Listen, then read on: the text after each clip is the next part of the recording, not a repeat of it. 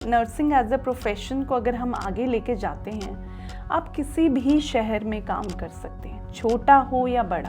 अगर आप 17 साल से ऊपर के हैं और अपनी 12th क्लियर कर ली है, तो नीट क्लियर करके ही आप MBBS की तरफ जा सकते हो। पर नर्सिंग के लिए ऐसा कोई रिक्वायरमेंट नहीं है। हर प्रोफेशन आपको पार्ट टाइम वर्क करने की अपॉर्चुनिटी नहीं देता, पर नर्सिंग दे सकता है। हाय, मेरा नाम है Mamta Vora. I am director Mind Groom career services और इस वीडियो में हम बात करेंगे कि अगर हम nursing as a career choose करते हैं तो हमें क्या क्या स्टेप्स लेने होंगे, किस तरह से हम प्रोग्रेस कर सकते हैं। दोस्तों, although nursing as a profession देखें तो इसमें कोई जेंडर बायसनेस वाली बात नहीं है। हर वो इंसान जिसमें हमदर्दी है, एम्पैथी है, एक सेवा भाव है, इस प्रोफेशन के लिए जा सकता है, चाहे वो मेल हो चाहे फीमेल हो। पर अक्सर देखा गया है कि औरतों में ये गुण बहुत ही सहज और स्वाभाविक ही उनके अंदर होते हैं। जब वो परिवार और बच्चों को संभालते हैं, बुज़ुर्गों की देखभाल करते हैं, तो ये गुण कितने सारे उनमें दिखने को मिलते हैं। अक्सर औरतें घर का वैद भी होती हैं।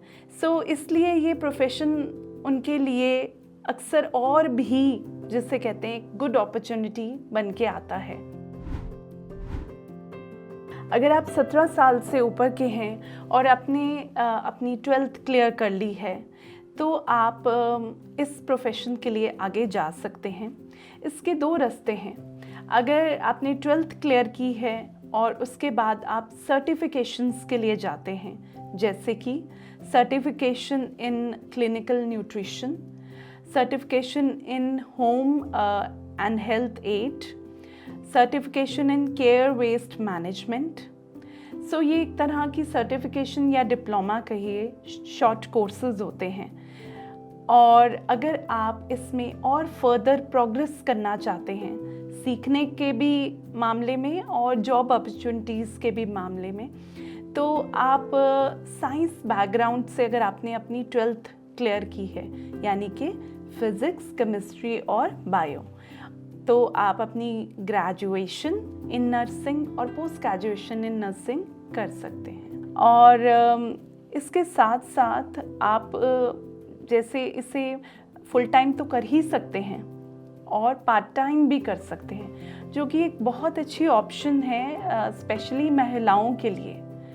पार्ट टाइम, क्योंकि इस प्रोफेशन को, और जैसे जैसे इसमें आपका एक्सपीरियंस बढ़ता जाता है, जैसे जैसे आप और सीखते जाते हैं, तो इसमें जो आपकी एक opportunity in terms of salary growth भी और बढ़ती जाती है। नर्सिंग एज अ प्रोफेशन को अगर हम आगे लेके जाते हैं, आप किसी भी शहर में काम कर सकते हैं, छोटा हो या बड़ा, है ना। तो ये एक बड़ी अपॉर्चुनिटी है। कभी कभी हम कई कोर्सेज करते हैं और हमें किसी बड़े शहर में ही जॉब मिलेगी, बट नर्सिंग एक इतना अच्छा प्रोफेशन है कि आप किसी गांव में हैं, आप किसी 2 टायर सिटी में हैं, किसी बड़ी सिटी में हैं, आपको वो जॉब अपॉर्चुनिटीज़ मिल सकती हैं। और साथ ही साथ हमें लगता है कि जो नर्सिंग एज अ प्रोफेशन सिर्फ हॉस्पिटल्स में ही चाहिए होता है, चाहे प्राइवेट हो, चाहे गवर्नमेंट हो, चाहे छोटे मैटरनिटी होम्स हों, पर ऐसा नहीं है। अगर आप नर्स हैं तो आप school, college, medical care facilities, relief funds और डायग्नोस्टिक सेंटर्स और एक पर्सनल केयर गिवर्स जो होते हैं, बहुत सारे तरीके से आप अपने इस स्किल को, इस अंडरस्टैंडिंग को यूज़ कर सकते हैं। जब आप पढ़ाई करते हैं और आगे कोई भी कोर्स करते हैं या कोई ग्रेजुएशन, पोस्ट ग्रेजुएशन के लिए भी जाते हैं, हर प्रोफेशन आपको पार्ट टाइम वर्क करने की अपॉर्चुनिटी नहीं देता, पर नर्सिंग दे सकता है। डॉक्टर जैसे हम MBBS करते हैं, उस पढ़ाई की तरह इंटेंस नहीं होगी। ऑल्सो हमें नीट क्लियर करने की ज़रूरत नहीं है। तो जैसे अगर किसी ने फिज़िक्स, केमिस्ट्री और बायो किया तो नीट क्लियर करके ही आप MBBS की तरफ जा सकते हो। पर नर्सिंग के लिए ऐसा कोई रिक्वायरमेंट नहीं है कि कोई एंट्रेंस एग्ज़ाम है वो आपने क्लियर करना है तो ही आप इस तरफ बढ़ सकते हैं। फिर और फी स्ट्रक्चर भी MBBS के मुताबिक इसका बहुत रीज़नेबल है। नर्सिंग प्रोफेशन में सैलरी जब आप बिगिन करते हैं सो डिपेंडिंग ऑन किस शहर में और कहाँ आप काम कर रहे हैं 10 से 15 हज़ार इसकी स्टार्टिंग हो सकती है मिनिमम। और डिपेंडिंग ऑन किस जगह पे आप काम कर रहे हैं और किस शहर में, ये बात रखिए, पर मिनिमम 10 to 15 आप एक्सपेक्ट कर सकते हैं। और इसके बाद आप मैक्सिमम ये 50 to 60,000 तक जाती है। जैसे अगर एक बिगनर नर्स है तो यहाँ 10 to 15, और कोई असिस्टेंट सुपरिटेंडेंट नर्स है तो वहाँ पे 50 to 60,000 तक आपकी जाती है।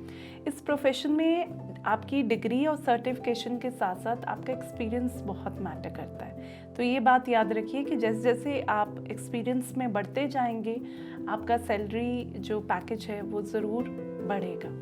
इसके साथ साथ आप नर्सिंग में टीचिंग एज अ प्रोफेशन को भी एक्सप्लोर कर सकते हैं, जिसमें आपने अपनी ग्रेजुएशन की, पोस्ट ग्रेजुएशन की, और फिर गवर्नमेंट के ही एग्ज़ाम्स होते हैं तो गवर्नमेंट कॉलेजेस के लिए जो मेडिकल कॉलेजेस हैं, सो एज अ प्रोफेसर भी जो सैलरी पैकेजेस हैं वो 30 to 50 they really can go to that extent. तो वो भी एक अच्छा एक ऑप्शन हो सकता है।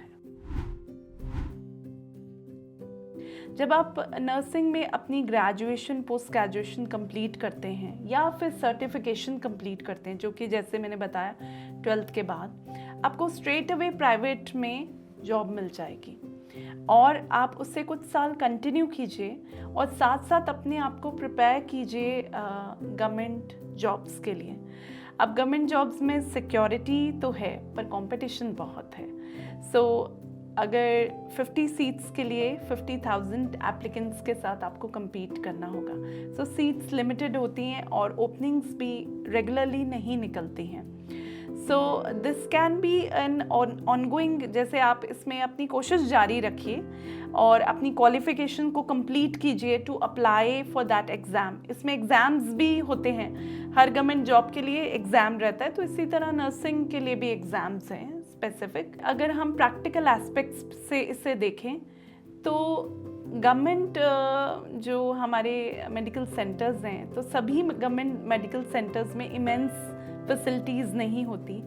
तो कभी कभी वो जो आपको इंटेंस आपका जो एफर्ट है, जैसे डॉक्टर्स भी अगर आप देखेंगे तो उनके पास पेशेंट्स ज़्यादा और उनका काफ़ी एफर्ट उस चीज़ में जाता है, तो जहाँ ये बहुत एक्सपीरियंस देता है। आप कभी देखिएगा कि गवर्नमेंट हॉस्पिटल के डॉक्टर्स बहुत एक्सपर्ट होते हैं, तो इसी तरह बीइंग नर्स आपका एक्सपीरियंस वाइड हो जाएगा। बट फैसिलिटीज़ की बात करें तो कभी कभी लिमिटेड फैसिलिटीज़ में भी आपको वो सेवा करनी है, वो ध्यान रखना है, वो केयर गिविंग देनी है।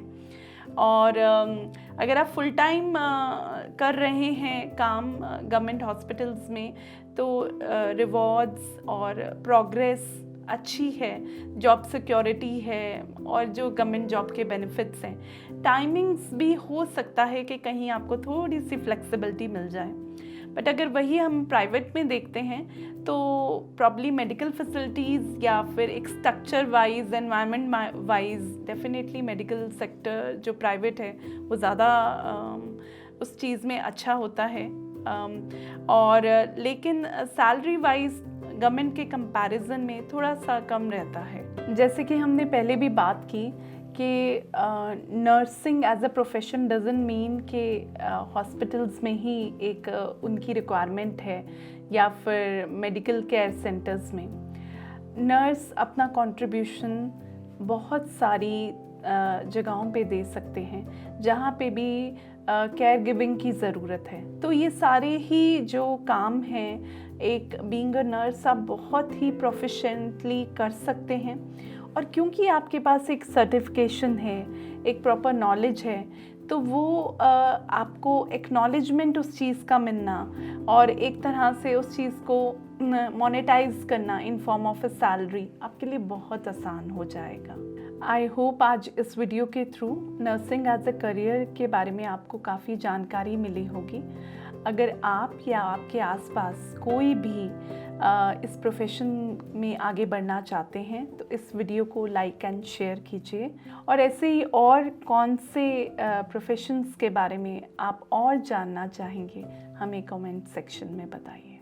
This is Mamta Vora signing off. I'll see you in the next video. Till then, subscribe. Josh Talks, Asha.